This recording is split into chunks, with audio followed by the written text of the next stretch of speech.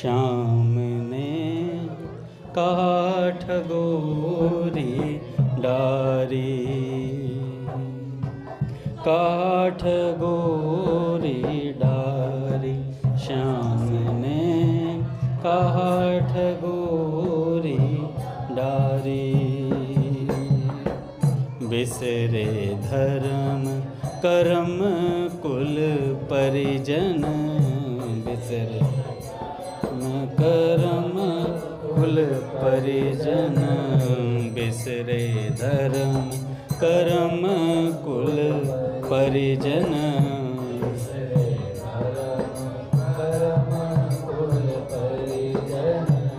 लोक लाज गई सारे, हाँ लोक लाज गई सारे।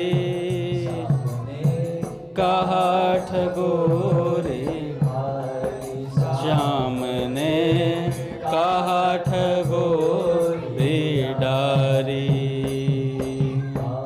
गई होती मैं जमुना तट पर, गई होती मैं जमुना तट पर। गई होती मैं जमुना तट पर। गई होती मैं जमुना तट पर। जल भर बे ले मट की सखीरी, जल भर की सखीरी। देखत श्याम कमल दल लोचन, देखत श्याम कमल दल लोचन। देखत श्याम कमल दल लोचन। देखत श्याम कमल दल लोचन। दृष्टि तुरत ही अटकी सखीरी, दृष्टि तुरत ही अटकी सखीरी। काठ गोरी डारी श्याम ने, काठ गोरी डारी श्याम ने। काठ गोरी डारी। मोतन मुरी मुस्काए मन सिज, मोतन मुरी मुस्काए मन सिज। मोहन नंद किशोर सखीरी, मोहन किशोर सखीरी। तेहि छिन चोर लियो मन बरबस, तेहि छिन चोर लियो मन बरबस। तेहि छिन चोर लियो मन बरबस।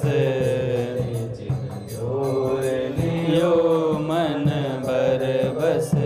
परम चतुर चित चोर सजनी, परम चतुर चित चोर सजनी।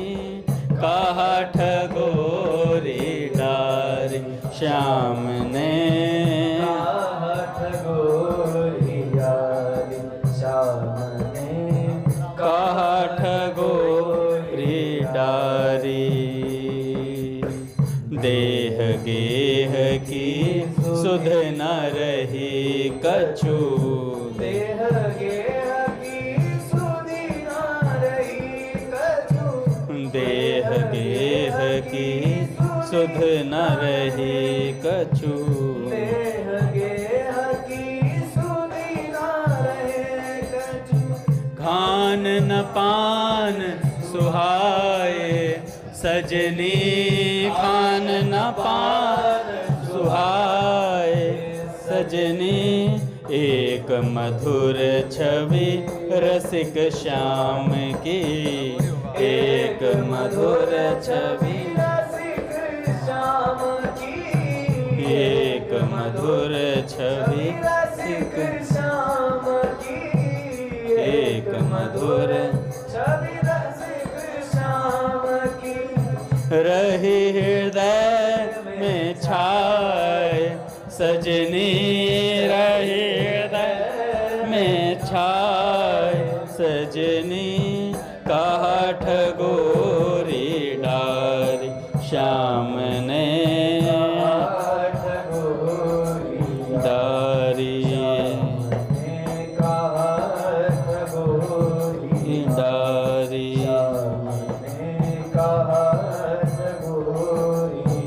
डारी राधा राधा राधा राधा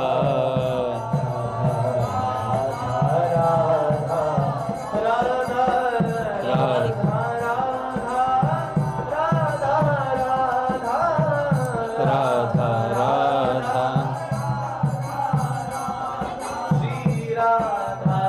राधा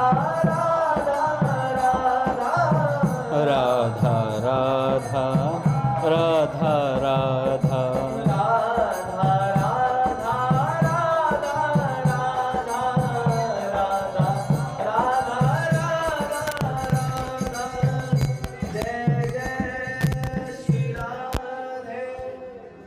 बोलिए राधा माधव सरकार की जय।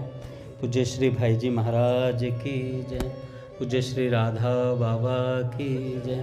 पूज्या मैया की जय। अपने प्यारे भैया की जय। पूज्य दादा की जय। भक्तवत्सल भगवान की जय। हरि बोल। बड़े सौभाग्य का क्षण है कि आज भी हमें सत्संग और कीर्तन का परम लाभ प्राप्त हो रहा है।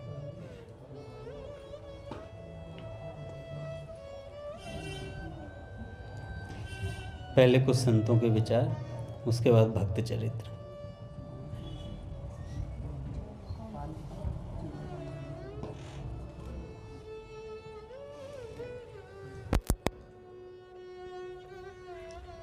पूज्य अखंडानंद जी महाराज कहते हैं एक साधक को पत्र लिखते हुए,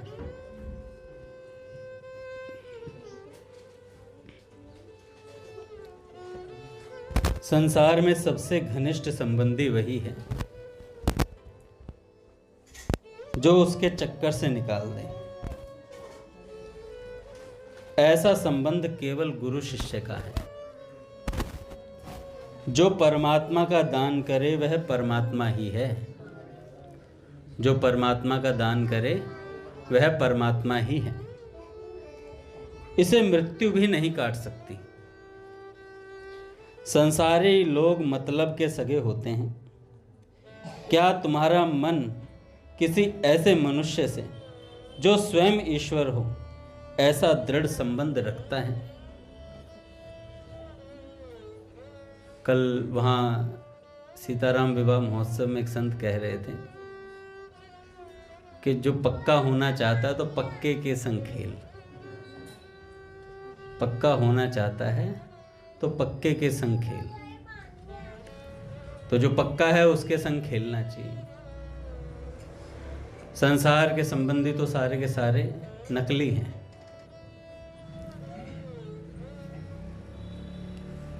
नकली इसलिए हैं, अच्छा कुछ लोग तो मंदिर भी इसलिए आते हैं,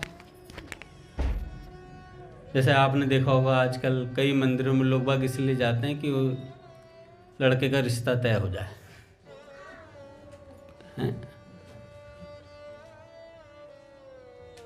कि भाई हम जैसे दिल्ली में बिड़ला मंदिर है, देखा दिखाई चलती है वहाँ पे कि वहाँ पे देख लें, उधर लड़की वाले आ जाएं, उधर लड़के वाले आ जाएं, और देखा दिखाई मंदिर एक रेस्टोरेंट बना दिया है। मंदिर भगवान से मिलने की जगह थी और वहाँ ऐसी मनसा लेकर जाते हैं, भगवान भी कहते हैं तेरा नहीं होगा कभी भी, बाकी सबका हो जाए, तेरा नहीं होगा। बुद्धि पता नहीं कहाँ चली गई है। जहाँ भगवान मिल सकते थे वहाँ संसार को पाना चाहते हैं। अखंडानंद जी महाराज कहते हैं साधक से कि जीव प्रेमी नहीं, सच्चा प्रेमी केवल भगवान है। सच्चा प्रेमी केवल भगवान है। भगवान के प्रेम के सामने कृतज्ञ होने में ही जीव का कल्याण है, अपने को प्रेमी मानने में नहीं। यह कितनी सुंदर बात है कि जीव ईश्वर का प्रियतम है। उसकी मृत्यु भी अपने प्रेमी के हाथों हो तो कितनी सुंदर हो। देखो, मैं प्रभु का हूं, ये शुरुआत की बात है। मैं प्रभु का हूं, ये शुरुआत है। प्रभु मेरे हैं, यह सबसे उत्तम भाव है कि प्रभु मेरे हैं। हम उनसे जो चाहे सो उन्हें करना पड़ेगा, ऐसी ममता प्रेम में स्वाभाविक है। मेरे से भी निकट मैं हूं, मेरे से भी निकट मैं हूं, मैं प्रियतम हूं, वे प्रेमी हैं। ऐसी अवस्था में सच्चा प्रेम है। मेरा आशीर्वाद और प्रसाद है कि तुम्हें सच्चा प्रेम प्राप्त हो। पूज्य भैया कहते हैं कि केवल भगवान ही सच्चे प्रेमी हैं भैया। प्रेम है क्या चीज? प्रेम है आकर्षण। बाहर की वस्तु को भीतर, दूर को निकट, सुख को सरस और मृत्यु को अमृत बनाना प्रेम का ही काम है। जिससे प्रेम है उसका निवास स्थान बाहर नहीं, अपने हृदय में है। इसलिए प्रेम में कभी वियोग नहीं होता। यह बात बहुत थोड़े लोग जानते हैं कि शिष्य तो केवल अपनी श्रद्धा से गुरु को ईश्वर मानता है। अब जैसे हम हैं, अपने भैया को भगवान माने तो हम अपनी श्रद्धा के बल पर मानेंगे, और गुरु शिष्य में भगवान अपने अनुभव से देखता है। शिष्य में भगवान अपने अनुभव से देखता है, नहीं तो चेले में भगवान देख पाएगा कोई? वो उनकी अनुभूति है। उन्हें जगत के प्रत्येक जीव में भगवान दिखाई देते हैं। यह सर्वथा सत्य है कि शिष्य संसार में भी लग जाता है, परंतु गुरु तो अपने शिष्य ईश्वर के चिंतन, स्मरण, सेवन में संलग्न रहता है। चेला तो एक बार संसार में भी लग जाता है, पर गुरु नहीं छोड़ता चेले को। वो चेले का निरंतर चिंतन रखता है, कहाँ जा रहा है, कहाँ आ रहा है, क्या कर रहा है, क्या नहीं कर रहा है। मैं उस व्यक्ति को सबसे अधिक पसंद करूंगा जिसका चरित्र पवित्र है, हृदय भगवत प्रेम से परिपूर्ण है और बुद्धि हमेशा सचेत रहती है। विचार, भाव और चरित्र की पूर्णता ही पूर्ण जीवन है। ईश्वर विश्वास ही उन्नत जीवन का लक्षण है भैया।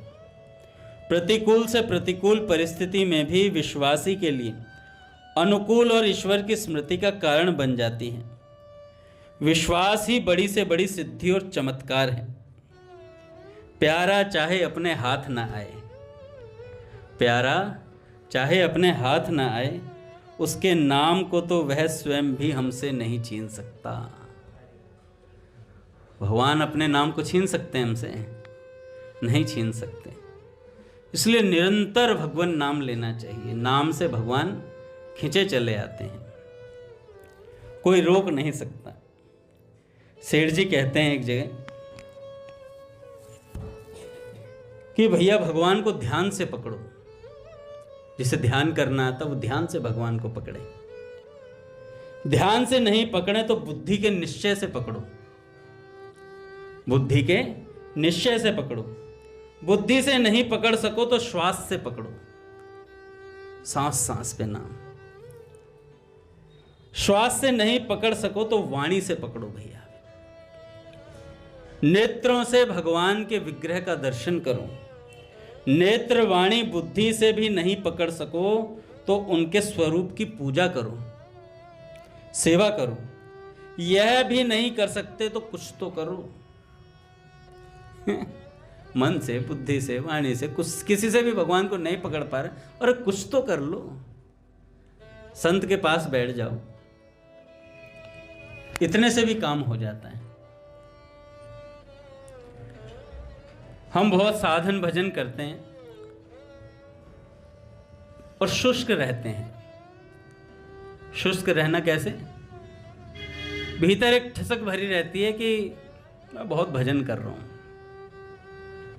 बहुत सत्संग सुन रहा हूं। अरे ये महाराज जी क्या बोलेंगे, मैं बोल देता हूं, है ना। भीतर में आ जाती है बात। जबकि होना क्या चाहिए, कोई भी क्यों ना हो, अगर भगवान की बात बता रहे हैं तो स्थिर होकर हमें सुननी चाहिए, स्थिर होकर हमें सुनने। कल वहाँ सीताराम विवाह महोत्सव में कितने संत बोल रहे थे, छोटे संत भी थे, आयु में छोटे भी थे, कुछ बड़े संत भी थे, वृद्धावस्था को प्राप्त। तो अगर हम ऐसे किसी प्रोग्राम में जाएं तो स्थिर होकर बैठकर उसका लाभ लेना चाहिए। पूरी रात दिमाग में वो चलते रहते हैं, पूरा दिन चलते रहते हैं। मैं तो भगवान से कहता हूं, भगवान जी नहीं लग रहा, विवाह होना चाहिए आपका फिर से।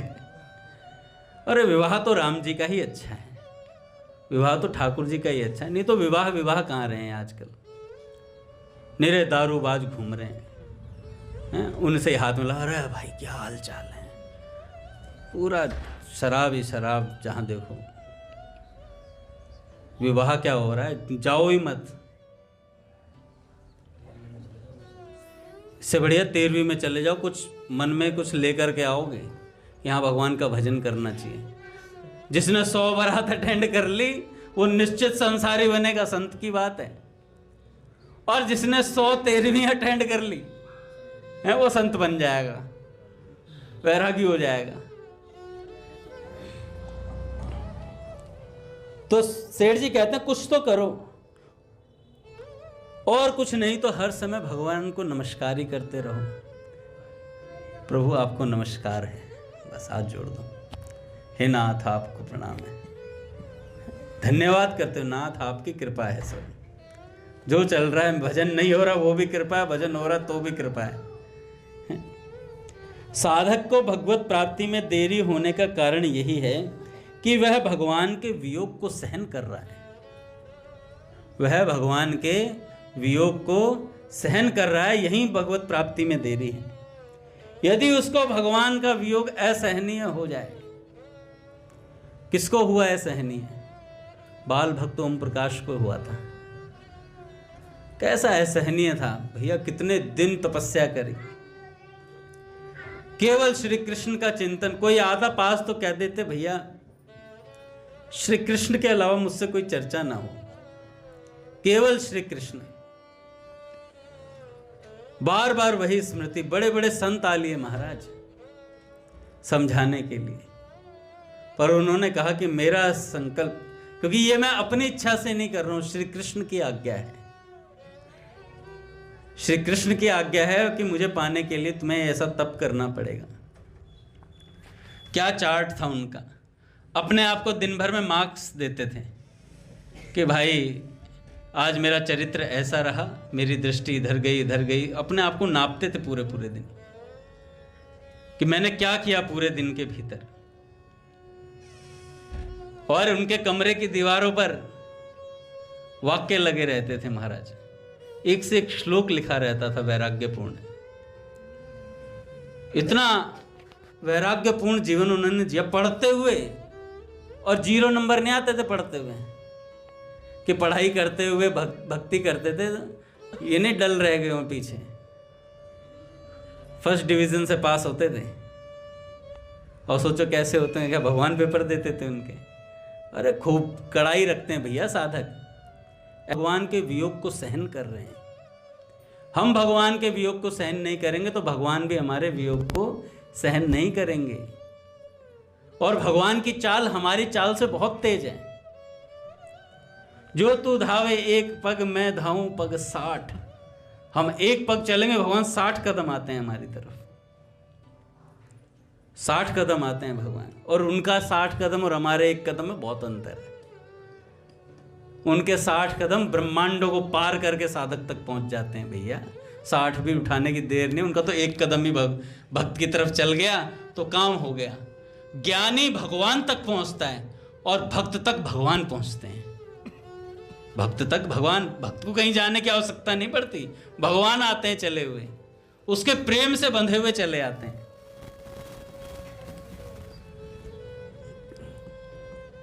एक भक्त हुए,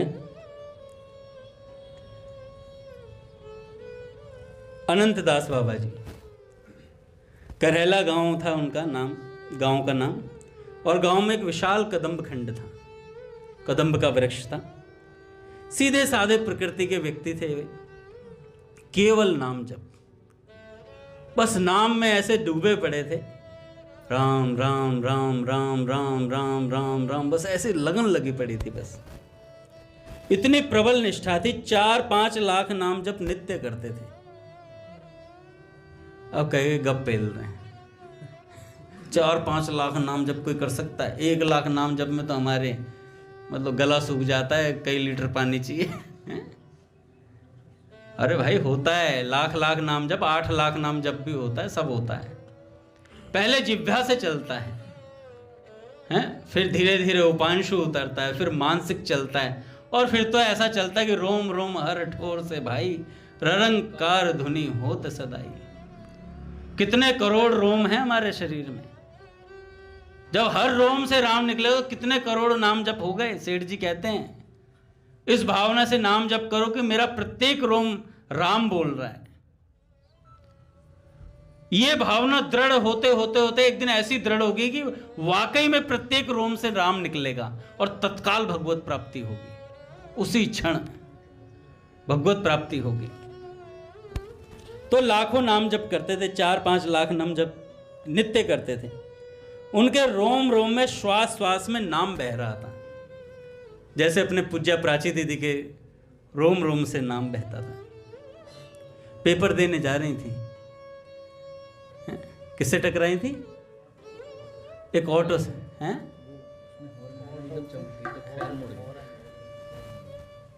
तो पैर मुड़ गया था उनका, बताओ। इतना ध्यान ही नहीं था, नाम जप में लीन थी। देखो पट खुलेंगे महाराज। श्री राम जय राम जय जय राम,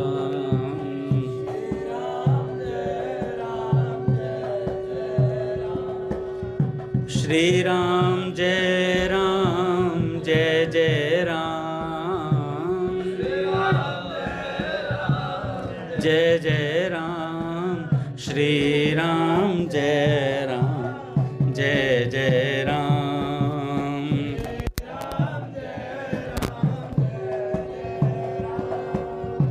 जय जय श्यामा जय जय श्याम, जय जय श्याम, जय जय श्री वृंदावन धाम,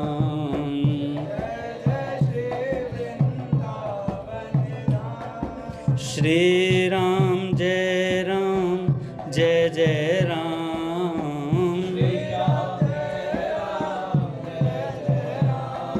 श्री राम जय राम जय जय राम, श्री राम जय राम जय जय राम, जय राम, श्री राम जय राम जय जय राम, जय जय श्यामा जय जय श्याम, जय जय श्री वृंदावन धाम, जय जय श्री वृंदावन धाम। बोलिए राधा माधव सरकार की जय। तो भैया 4-5 लाख नाम जप नित्य करते थे। एक श्वास भर के लिए भी खाली नहीं बैठते थे, पूरा दिन नाम जप करते। नाम ही उनका जीवन था और नाम ही उनके प्राण थे। वे संध्या समय एक बार मधुकरी को जाते, उसके अतिरिक्त हर समय कुटिया में नाम जप में तल्लीन रहते थे। दिन पर दिन, महीनों पर महीने और वर्ष पर वर्ष उन्हें इसी प्रकार बिना एक क्षण अवकाश लिए कई वर्ष बीत गए। इसी तरीके से उनका जीवन कटता था, बस नाम जप, एक बार मधुकरी के लिए जाना। अपने पूज्य बालकृष्ण दास जी महाराज भी पूरा दिन नाम जप करते थे। रात्रि में जब अंधेरा होता तब मधुकरी के लिए निकलते थे, जिससे ज़्यादा भीड़ ना मिले उन्हें। कुटिया से बाहर ही तब आते थे वो कि नंदगांव के सब लोग सो जाएं, बहुत भीड़ भाड़ कम मिलती थी। खूब अच्छे से नाम जप करते महाराज। वहीं उन्हें दर्शन हुए उद्धव क्यारी पर। ठाकुर जी के दर्शन में ठाकुर जी ने आकर आलिंगन किया, गले से लग गए भगवान। जो प्रत्यक्ष दर्शन को ध्यावे, सो क्यों दरस कठिन सुन पावे। करी प्रणाम कुटिया को भागे, कृष्ण कृष्ण कह रोवन लागे। अस उत्तर की हुती न आशा।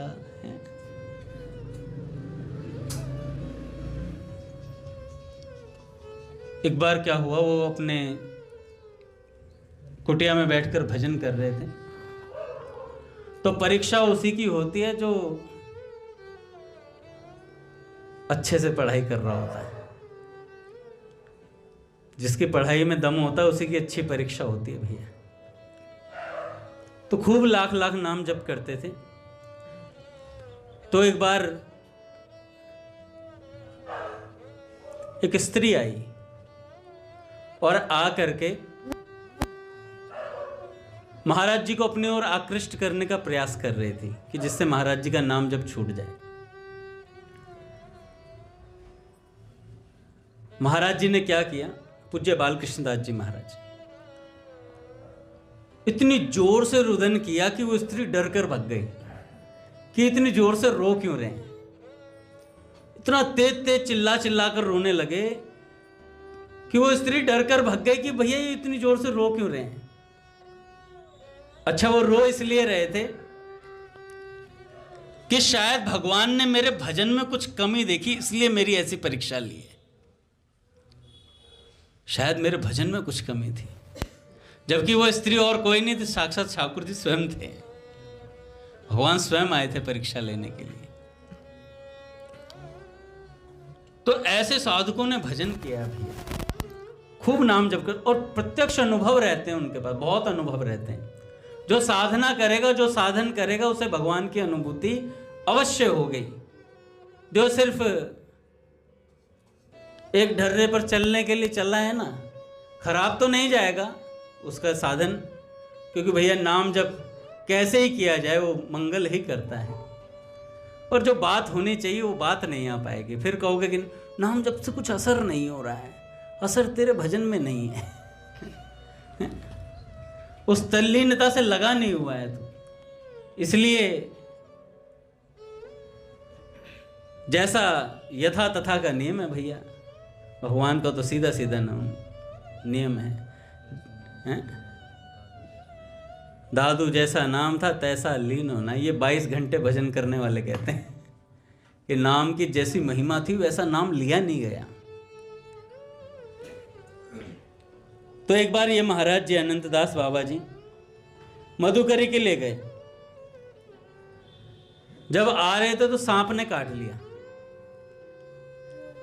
सांप ने काटा तो क्या किया, आए, अपना मधुकरी का झोला अपनी कुटिया में टांगा, अपना आसन निकाला और नाम जप पर बैठ गए। 2 दिन तक उठे ही नहीं नाम जप से। सांप का असर, जहर का असर कहां गया पता ही नहीं चला। इतना नाम जप किया कि उन्हें यही नहीं पता सांप ने काट लिया नहीं काट लिया। अपनी मस्ती में नाम जप कर, और किसी से सेवा नहीं लेते थे। यहां तो हर चेले को एक चेला चाहिए। हर चेले को चेला चाहिए। मान लो गिरधर प्रभु हैं, वो मुझे गुरु मान लें, मानते नहीं है, वही मेरे गुरु हैं। तो अब गिरधर को भी 2 चेले चाहिए।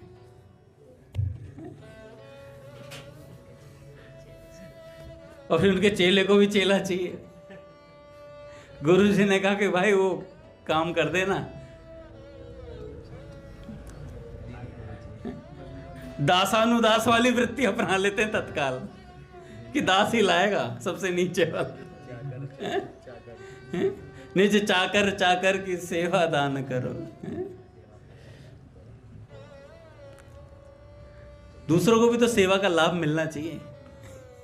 सारी सेवा अकेला मैं कर लूंगा तो सेवा का लाभ मुझे मिल जाएगा। सबको सेवा सिखानी चाहिए। तो किसी से सेवा नहीं लेते। अंत समय में भी नाम जप करते हुए प्राण त्यागे उन्होंने। किसी से सेवा नहीं ली जीवन भर। खूब भजन करते। महाराज जी कह रहे थे कि आपका साधन परिपक्व तब होता है। भजन करता क्या है? सबसे बड़ा भजन का फल है आपकी संतों में आसक्ति हो जाएगी। संत इतने प्यारे लगेंगे आपको।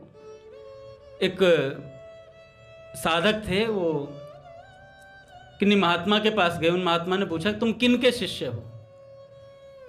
तो अपने गुरु का नाम बताने लगे। तो नाम बताते बताते अष्ट सात्विक भाव उतर आए उस शिष्य के। कहने लगे मेरे गुरु का नाम श्री वैष्णव दास। इतना बोला था, अष्ट सात्विक भाव आ गए शिष्य में। कहने लगे गुरु नहीं, मेरे साक्षात भगवान है मेरे गुरुदेव। इस भावना से अपने गुरुदेव का नाम ले रहे थे। ऐसी निष्ठा थी उनकी। बड़े से बड़े सिद्ध संत हुए महाराज।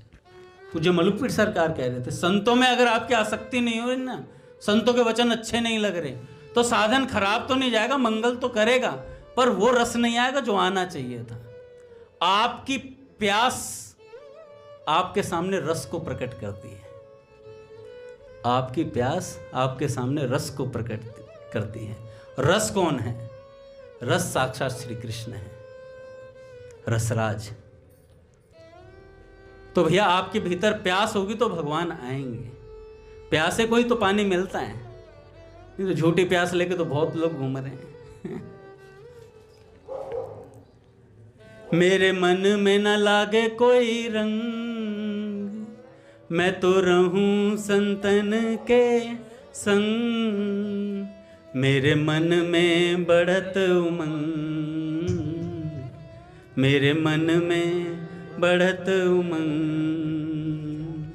जहाँ बिराजे राधा रानी, मेरो मन लाग्यो बरसाने में। जहाँ बिराजे राधा रानी, मेरो मन लाग्यो बरसाने में। जहाँ बिराजे राधा रानी। मुझे दुनिया से नहीं लेना देना, मुझे दुनिया से नहीं लेना देना। ये जगत है एक सपना, ये जगत है एक सपना। यहाँ कोई नहीं अपना, यहाँ कोई नहीं अपना।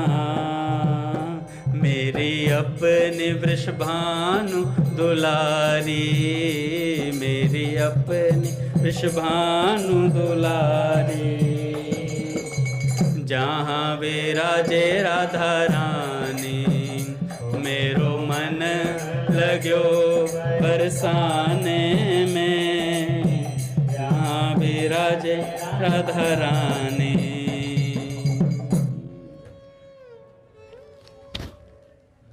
एक संत थे, बरसाने की सीढ़ियों पर ही रहा करते थे। हृदय में एक मनोरथ था। भजन मनोरथ ही प्रकट करता है। किस चीज का मनोरथ प्रकट करता है? भगवत दर्शन का मनोरथ प्रकट करता है। यह आशा और में रहे, लगे न नयन निमेश। एकटक देखो भाव सो, नटवर नागर वेश।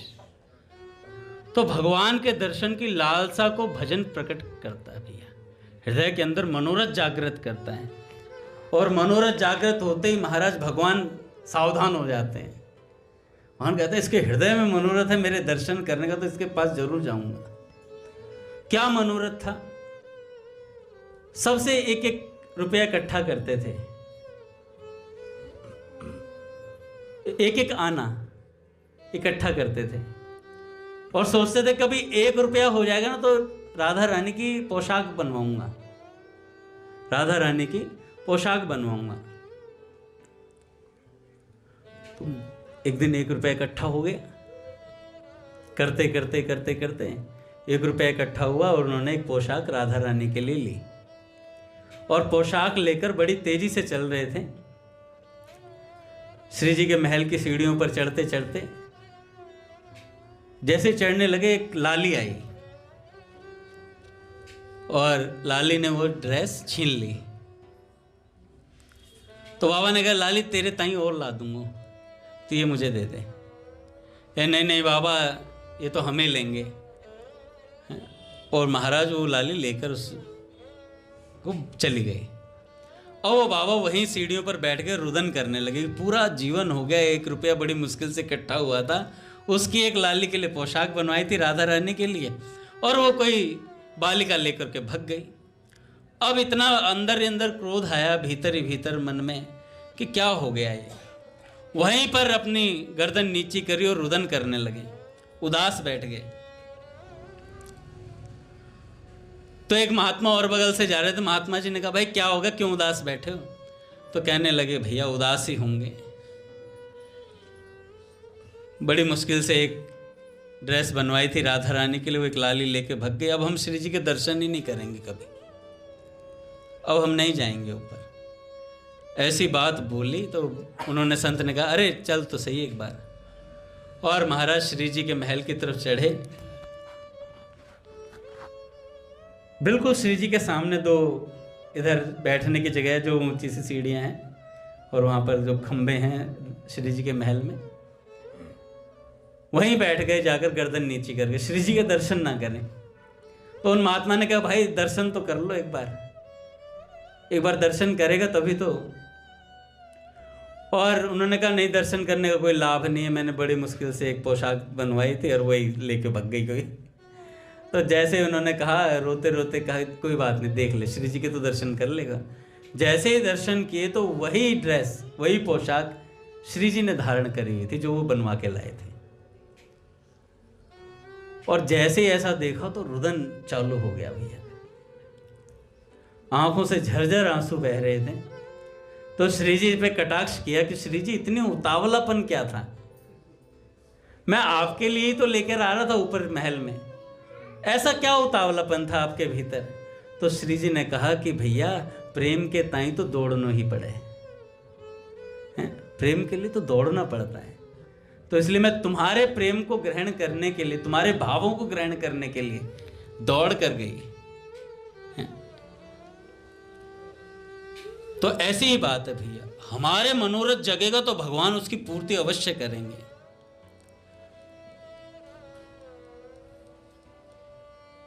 जो भगवान के नाम पे लट्टू है ना, भगवान उस पे लट्टू है। हम पूज्य प्राची दीदी तो बनना चाहते हैं, बहुत प्रश्न देखता हूं मैं ग्रुपों पे, ऐसा कैसे होगा, पूज्य प्राची दीदी जैसा लीला चिंतन कैसे होगा? अरे उन्होंने तो किया ही नहीं लीला चिंतन, उन्हें तो लीला दिखाई गई है, केवल नाम जपा था। और जब ऐसे बोल दो ना किसी से, केवल नाम जप से भगवान मिलेंगे, है? ये तो छोटा साधन है, ये छोटा नहीं है भैया, ये ठोस वस्तु है। भगवान का नाम ठोस वस्तु है। जप कर देखो, करो इतना नाम जप जितना पूज्य प्राची दीदी ने किया, जितना साधन भजन हमारे पूज्य भैया करते हैं उतना करो। अब ये कोई मतलब थोड़ी है कि भैया का हाथ माथे पे, मतलब दीन बंधु के बीच में, माथे के बीच में जो पीली बिंदी है, इस पे यूं भैया उंगली लगा दें और तुम्हारा ब्रह्मरंध्र खुल जाए, तीसरा नेत्र यहीं से खुले और भगवान की लीलाएं प्रकट तुम्हारे सामने। जैसे गिरिराज जी भगवान ने उठाया तो छाता से, छाते की तरह खुल गए थे गिरिराज जी, ऐसे तुम्हारी प्रकृति के मध्य में भगवान उंगली, भैया उंगली लगाएं और तुम्हारा माथा खुल जाए। तो गुरुदेव में तो सामर्थ्य पूरा है, ये भी हो सकता है, पर पात्रता तो हमारी भी होनी चाहिए। अच्छा सत्संग इतना सुन लिया बच्चों ने, मैं कहूँगा पात्रता होनी चाहिए। भगवान के पात्र पात्र को देखते हैं, कुपात्र को भगवत प्राप्ति। सेठ जी की पुस्तक है, पढ़ लो।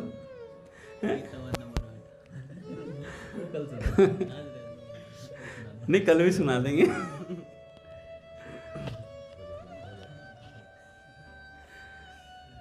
क्या तो बात ध्यान नहीं आ रही मुझे। अच्छा, एक साधक से बोला कि भाई सत्संग सुना करो, कीर्तन में आया करो।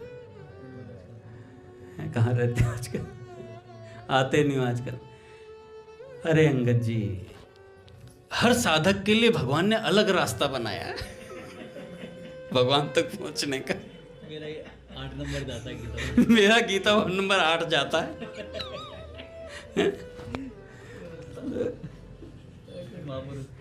तो भैया रास्ता तो एक ही है, नजर अलग अलग आते हैं। समय हो गया है, आखिरी लाइन बोलता हूं कि सांवर की रुचि के ढांचे में हमको ढलना होगा प्रियतम।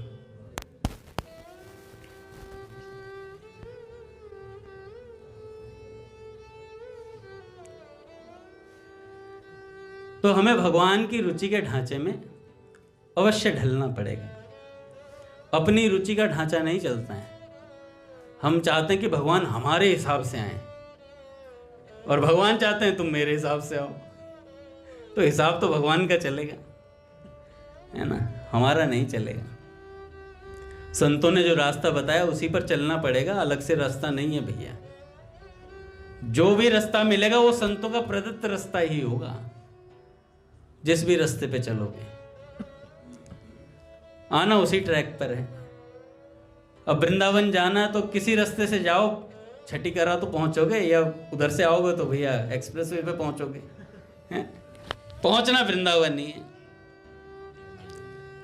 तो ऐसी बात है, अपने गुरुदेव ने जो रास्ता दिया है सत्संग भजन कीर्तन का, अपने पूज्य भैया ने, उसी रास्ते पर हमें चलना है। नित्य सत्संग सुनना है। देखो सारे भ्रम, सारी चीजें, सारी शंकाएं और साधन के प्रति जो भी हमारे प्रश्न उत्तर है ना, वो सब सत्संग से समाप्त होते हैं। सत्संग से सारे उत्तर मिलते चले जाते हैं और भगवान की तरफ भी हम बढ़ते चले जाते हैं। आप सत्संग में बैठे हो तो ये समझ लो कि आप प्लेन में बैठ गए हो। ये सत्संग साक्षात भगवान की गोद है भैया। ऐसा पूज्य मलुकपीठ सरकार कहते हैं, मेरे शब्द नहीं है। तो रोज बैठे भगवान की गोद में आकर के। कोई कितना ही कह दे भैया हम तो सत्संग तो जरूर अटेंड करेंगे, और कहीं प्रोग्राम में भी जाए ना तो वहां पर टिक कर बैठे थोड़ी देर। ये नहीं उधर से अरे प्रभु जी, अरे प्रभु जी, बहुत कर लिया प्रभु जी माता जी, सब हो गया। बैठे आराम से, जिस प्रोग्राम के लिए आए वो प्रोग्राम अटेंड करें, संतों की बातें सुने। उसके बाद लास्ट में प्रसाद होता ही है। अब आए और सीधा प्रसाद पे टूट पड़े। प्रसाद तो मिलेगा, फिर भगवान कहेंगे तू यही खा, हैं? अगली बार फिर मिलेगा, तू प्रसाद ही पाएगा। संतों की शीत प्रसादी नहीं मिल पाएगी। फिर संतों की शीत प्रसादी का कुछ अलग आनंद होता है। बोले भक्त वत्सल भगवान की जय। आज यूएसए से हमारी सुप्रिया दीदी और उनके हस्बैंड आए हैं, उनका बहुत बहुत स्वागत है प्रभु जी। दीदी आज भैया तो आएंगे नहीं अभी। आरती करते हैं महाराज।